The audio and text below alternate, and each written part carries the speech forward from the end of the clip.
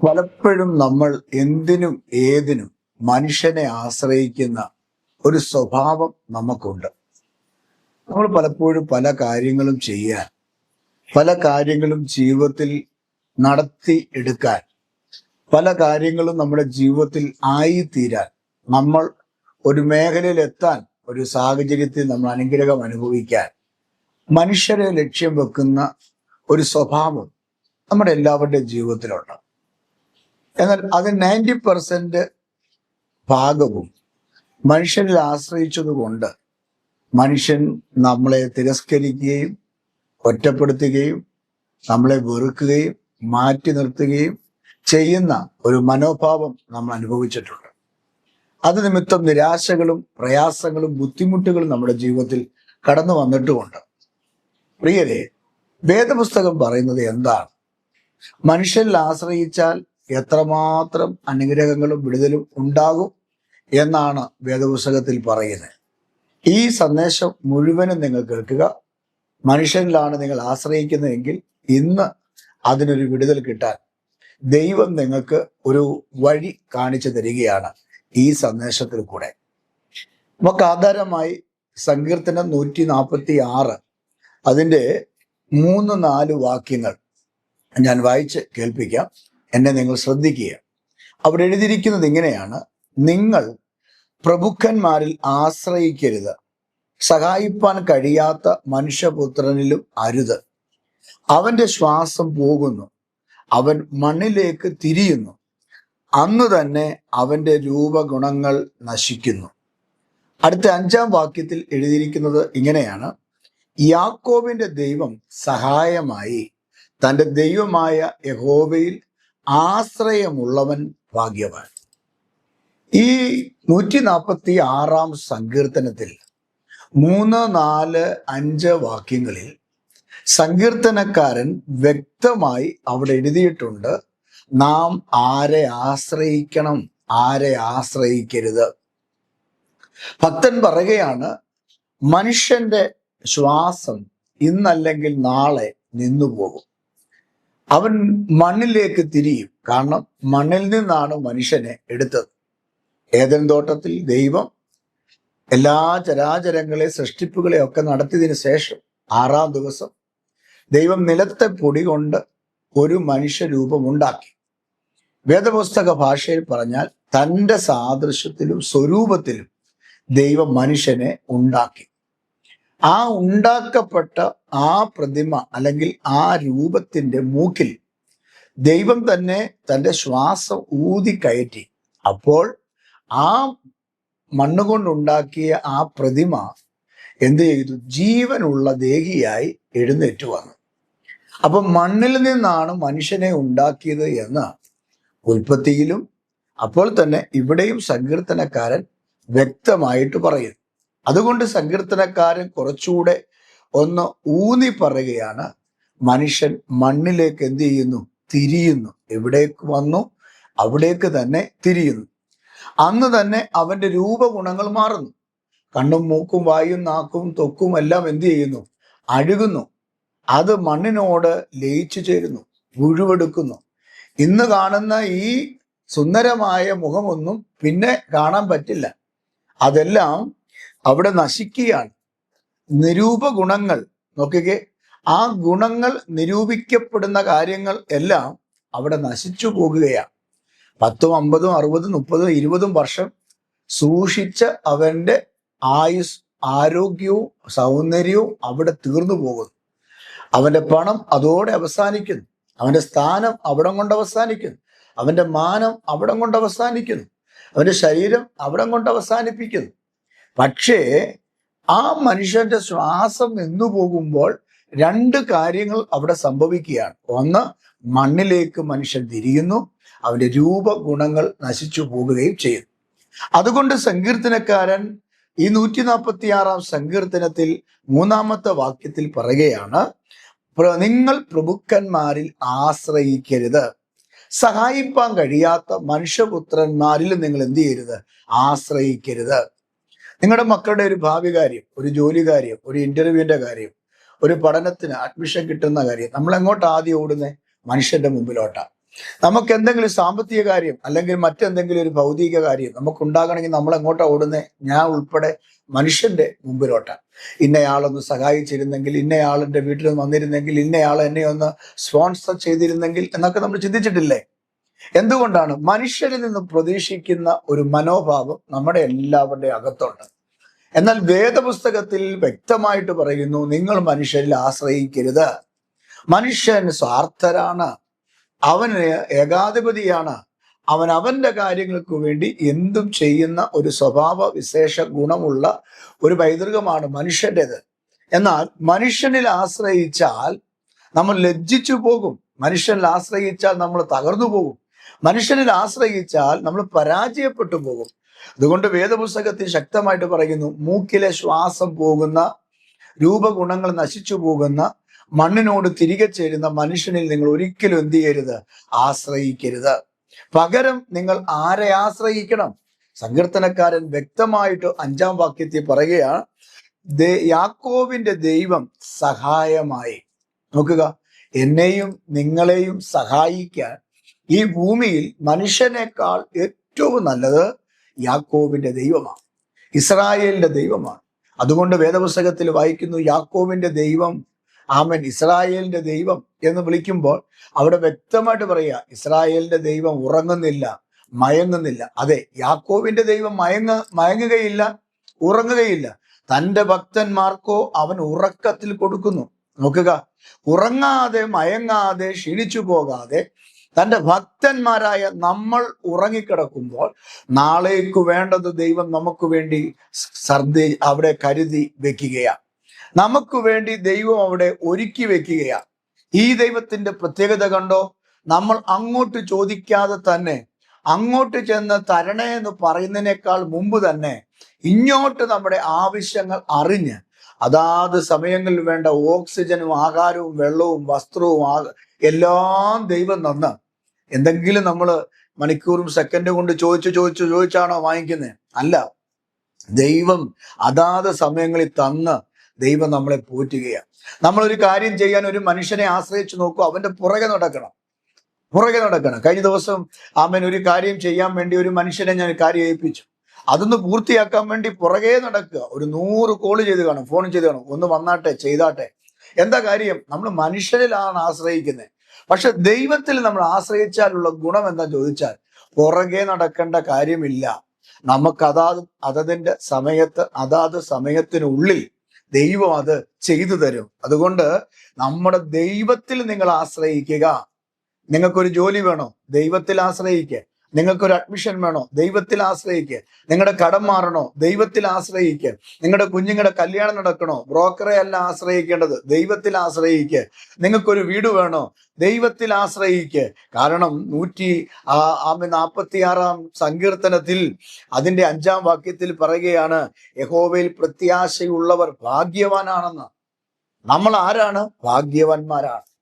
തീർച്ചയായും നിങ്ങൾ തിരിഞ്ഞു നോക്കൂ, ഇവിടെ വരെ നിങ്ങൾ എത്തിയില്ലേ? നിങ്ങളുടെ കുടുംബക്കാരുടെ, ചാർച്ചക്കാരുടെ, സഹോദരങ്ങളുടെ മുമ്പിൽ അവരാരും ഈ സ്ഥാനത്തേക്ക് എത്തപ്പെടാതെ എവിടെയൊക്കെയോ പതുങ്ങിയും അമ്മയും കിടക്കുമ്പോൾ നിങ്ങളെ ഈ ഒരു പൊസിഷനിൽ, ഈ ഒരു സ്ഥാനത്ത്, ഈ ജോലി, ഈ കുടുംബം, ഈ വീട്, ഈ അനുഗ്രഹങ്ങൾ, ഈ ആഹാരവും ഈ വസ്ത്രവും എല്ലാം തന്നത് നിങ്ങൾ എത്ര ഭാഗ്യമുള്ളവരാണ്. എന്തുകൊണ്ടാണ് ഈ ഭാഗ്യം നമ്മുടെ ജീവിതത്തിൽ വന്നത്? നാം ആശ്രയിക്കുന്നതും പ്രത്യാശിക്കുന്നതും ദൈവത്തിൽ ആയതുകൊണ്ടാണ്. 46-ാം സങ്കീർത്തനത്തിലെ 1-ാം വാക്യത്തിൽ വായിക്കുന്ന ഇങ്ങനെയാണ്, നമ്മുടെ ദൈവം ഒരു സാധാരണ ദൈവമല്ല, നമുക്ക് വേണ്ടി കഷ്ടങ്ങളിൽ അവൻ ഏറ്റവും അടുത്ത തുണയാണ്. നോക്കൂ പ്രിയരെ, നമ്മുടെ ജീവിതത്തിൽ കഷ്ടം വരുമ്പോൾ, പ്രയാസം വരുമ്പോൾ, ദുഃഖം വരുമ്പോൾ, നമുക്ക് വേദന വരുമ്പോൾ നമ്മൾ ഓടി മനുഷ്യന്റെ മുമ്പിലേക്ക് പോകാതെ 46-ാം സങ്കീർത്തനത്തിൽ 1-ാം വാക്യത്തിൽ പറയുന്നത് പോലെ കഷ്ടത വരുമ്പോൾ ഏറ്റവും അടുത്ത തുണയായി, ആമേൻ, നമ്മുടെ ദൈവം ആരാണ്? തുണയാണ്, തുണയായ ദൈവം. ഒരിക്കൽ പഴയ നിയമത്തിൽ യാക്കോബ് എന്ന് പറയുന്ന ഒരു മനുഷ്യനെ നമുക്കറിയാം. അപ്പനെ കളിപ്പിച്ചു, അമ്മയുടെ ഒത്താശയോട് കൂടെയാണ് കളിപ്പിച്ചത്. സഹോദരന് കൊടുക്കേണ്ട അനുഗ്രഹം തട്ടിപ്പറിച്ച് ഈ യാക്കോബ് വീട് വിട്ട് അമ്മാച്ചന്റെ വീട്ടിലേക്ക് പോവുകയാണ്. അമ്മ പറയുന്നു, ഇനി നീ ഇവിടെ നിൽക്കണ്ട, നീ അമ്മാച്ചന്റെ വീട്ടിലേക്ക് പോകുക. അങ്ങനെ അമ്മാച്ചന്റെ വീട്ടിലേക്ക് ഓടിപ്പോകുന്ന വഴിയിൽ എന്ത് സംഭവിച്ചു? ഹാരാനിൽ വെച്ച് സൂര്യൻ അസ്തമിച്ചു. ഒരു കല്ല് തലയണയായി വെച്ചു. ആ കല്ലിൽ തല വെച്ച് കിടന്നുറങ്ങി. ആ രാത്രിയിൽ ദർശനം കണ്ടു. എന്താണ് കണ്ട സ്വപ്നം? ആകാശത്ത് നിന്നൊരു ഗോവേണി ഭൂമിയിലേക്ക് ചാരി വെച്ചിരിക്കുന്നു. ആ ഗോവേണിയിൽ ദൂതന്മാര് കയറുകയും ഇറങ്ങുകയും ചെയ്യുന്നു. പ്രിയപ്പെട്ടവരെ, ഞാനൊരു കാര്യം പറയാം. യാക്കോബ് എന്താ ഇവിടെ കാണിച്ചത്? അപ്പനെ കളിപ്പിച്ചു, അപ്പനെ ചതിച്ചു. അമ്മയുടെ ഒത്താശയോടുകൂടെ അനുഗ്രഹം സഹോദരന്റെ കിട്ടേണ്ടതിനെ അവൻ പിടിച്ചു വാങ്ങി. എന്നിട്ട് അവൻ ആ ദേശം വിട്ടു പോകുകയാണ്. പക്ഷെ ദൈവം ഉൽപ്പത്തി പുസ്തകം 28-ാം അധ്യായം 15-ാമത്തെ വാക്യം നിങ്ങൾ നോക്കൂ. അവിടെ കാണുന്ന ദൈവം അവനോട് തുണ ചെയ്തു. തെറ്റുകൾ ചെയ്തിട്ടും അവൻ അപ്പനെ കളിപ്പിച്ചിട്ടും ദൈവസന്നിധി പാപം ചെയ്തിട്ടും ദൈവം അവനെ ഉപേക്ഷിച്ചില്ല. എന്താണ് കാണുന്നത്? ഈ ഉൽപ്പത്തി പുസ്തകം 28-ാം അധ്യായം 15-ാം വാക്യത്തിൽ യാക്കോബിനെ പറ്റി ദൈവം പറയുകയാണ്, ഞാൻ കൂടെ ഉണ്ടെന്ന്. യാക്കോബിനോട് പറയുക, ഞാൻ കൂടെയുണ്ട്. നിങ്ങൾ ചിന്തിച്ചു നോക്കിക്കേ, ദൈവം കൂടെ ഉണ്ടെന്ന്, ദൈവം തുണ നിൽക്കുമെന്ന്. നോക്കിയ കഷ്ടങ്ങളിൽ അവൻ ഏറ്റവും അടുത്ത തുണയാണെന്ന് യാക്കോബിനോട് പറയുക, ഞാൻ നിനക്ക് കൂടെ ഉണ്ടെന്ന്. സത്യത്തിൽ ഇവന് എന്താ ചെയ്താ ഇവൻ പോകുന്നേ? ഇവൻ പാപം ചെയ്തു പോവുകയാണ്. ഇവൻ തെറ്റ് ചെയ്തിട്ടാ പോകുന്നത്. സഹോദരനായ ഏശാവിനെ കിട്ടേണ്ട അനുഗ്രഹം യാക്കോബ് അപ്പനെ കളിപ്പിച്ചിട്ട് കയ്യിൽ രോമം വെച്ച് കെട്ടി, ആടിന്റെ രോമം വെച്ച് കെട്ടി ഇറച്ചി ഉണ്ടാക്കി കൊടുത്ത് സഹോദരൻ അന്ന് തെറ്റിദ്ധരിപ്പിച്ചിട്ട് അനുഗ്രഹം വാങ്ങിച്ചുകൊണ്ട് ഓടുകയാണ്. അമ്മാച്ചന്റെ ഭവനത്തിലേക്ക് പോകുന്ന വഴിയിൽ യഹോവയായ ദൈവം യാക്കോബിനോട് എന്നിട്ടും പറയുക, ഞാൻ നിന്റെ കൂടെ ഉണ്ടെന്ന്. തെറ്റ് ചെയ്തിട്ടും ദൈവം അവനെ ഉപേക്ഷിച്ചില്ല. കഷ്ടങ്ങളുടെ വഴിയിൽ, കഷ്ടതയുടെ വഴിയിൽ അവനെ നടത്തിയെങ്കിലും ആ വഴിയിലും ദൈവം ദൂതനെ ഇറക്കി. അവന്റെ യാത്ര സുഖകരമായി തീരേണ്ടതിന് ദൈവം അവനോട് കൂടെ ഉണ്ടായിരുന്നു. നോക്കൂ, തെറ്റ് ചെയ്തതാണ്, ദൈവം അവനെ വലിച്ചെറിഞ്ഞ് കളഞ്ഞില്ല. പ്രിയരെ, എന്തുകൊണ്ടാണ് ദൈവം അവനോട് പറഞ്ഞത്, ഞാൻ നിന്റെ കൂടെയുണ്ട്, ഞാൻ നിനക്ക് തുണ നിൽക്കും, കഷ്ടതയിൽ കൂടെയുണ്ട്, നീ വഴിയിൽ ക്ഷീണിച്ചു പോകില്ല എന്ന് പറഞ്ഞ് ദൈവം ഉപേക്ഷിക്കാതെ യാക്കോബിനെ പിന്തുടർന്നത്? യാക്കോബിനെ കുറിച്ച് ദൈവത്തിന് പദ്ധതിയുണ്ട്. എൻ്റെ പ്രിയപ്പെട്ട സഹോദരങ്ങളെ, നിങ്ങളെക്കുറിച്ച് ദൈവത്തിന് പദ്ധതിയുണ്ട്. നിങ്ങൾ തെറ്റ് ചെയ്തിട്ടുണ്ടാകും. നിങ്ങൾ രഹസ്യ പരസ്യ തെറ്റുകൾ നിങ്ങളുടെ ജീവിതത്തിൽ സംഭവിച്ചു കാണും. ദൈവത്തിന്റെ മുമ്പിലും മനുഷ്യരുടെ മുമ്പിലും നിങ്ങൾ തെറ്റിപ്പോയവരാകും. പക്ഷേ നിങ്ങളെക്കുറിച്ച് ദൈവത്തിനൊരു പദ്ധതിയുണ്ട്, ഒരു പർപ്പസ് ഉണ്ടെങ്കിൽ ദൈവം അങ്ങനൊന്നും നിന്നെ വലിച്ചങ്ങെറിയത്തില്ല. അങ്ങനൊന്നും ദൈവം നിന്നെ കളയത്തില്ല. അങ്ങനെയെങ്കിൽ യാക്കോബിനെ ദൈവം ഉപേക്ഷിക്കുമായിരുന്നു. കാരണം അപ്പനോട് തെറ്റ് ചെയ്തിട്ടാണ് ഇവൻ ഇറങ്ങി ഓടുന്നത്. എന്നിട്ട് ദൈവം അവനെ ചേർത്ത് പിടിച്ചിട്ട് പറയുകയാ, ഞാൻ നിന്നെ ഉപേക്ഷിക്കില്ല, കാരണം പിന്നത്തേതിൽ നീ ഒരു ഇസ്രായേൽ ആകേണ്ടവനാ.